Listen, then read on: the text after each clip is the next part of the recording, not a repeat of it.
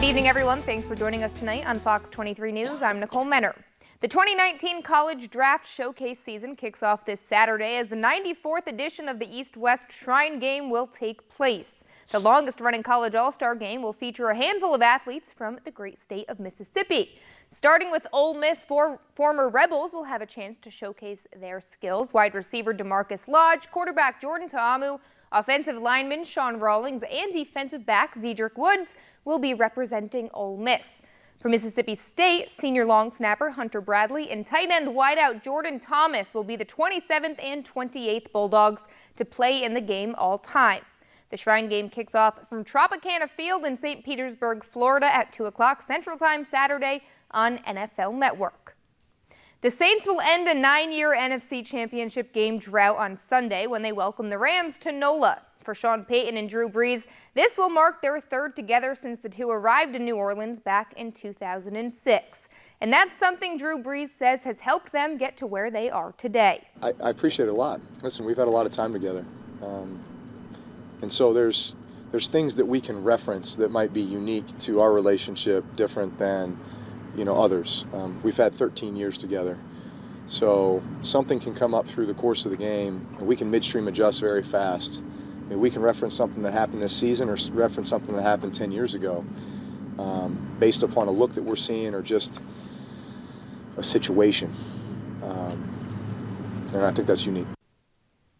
And you can tune into the game Sunday right here on Fox. All your coverage begins at 11 a.m. with kickoff coming up at 2:05. Well, it was a high-scoring night in the Bay Wednesday as the NBA's two best offensive teams in January met on the hardwood.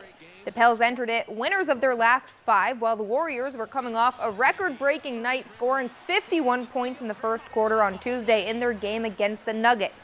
And while NOLA led by as many as 17 points, the Warriors would storm back in the final 2 minutes, winning it 147-140.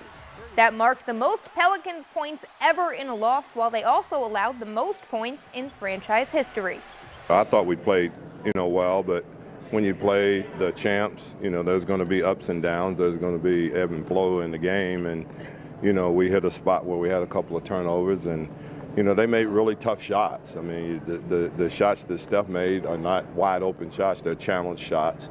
And he made them. And then, you have to give something. So, we forced Draymond to be a shooter, and he made them, and that's why they're a championship team.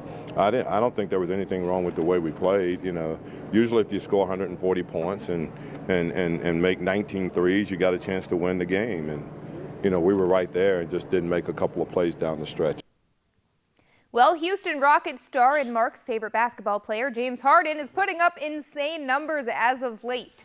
In addition to recording his 18th straight game with 30 or more points, he dropped a whopping 58 Wednesday night in an overtime loss to the visiting Nets. It was Harden's second straight season high after scoring 57 in a home win over Memphis back on Monday. The Beard becomes the second player ever with back-to-back 55-point games, and Harden joins the elite company of Wilt Chamberlain. He's reached at least 40 points in 9 of the last 12 Rockets contests. Keeping with the NBA, starting next week, NBA refs and fans will be able to interact during select games. NBA referees will answer questions about calls in real time over Twitter for the rest of the season. This begins next week with the Warriors-Lakers game on Monday and Wednesday's Spurs and 76ers matchup. Fans can tweet at official NBA refs or use the hashtag #RefWatchParty to get responses from officials who are watching the game. This experiment was first tried out last season during a finals game, and the feedback was positive, so they decided to try it out again. A good way to get the fans interacting. I'm sorry, you said something about favorite player, James Harden. James Harden. How many did he have last night? 57. Did they win? No, but he did have 57. Oh, yeah, well, that's all that matters.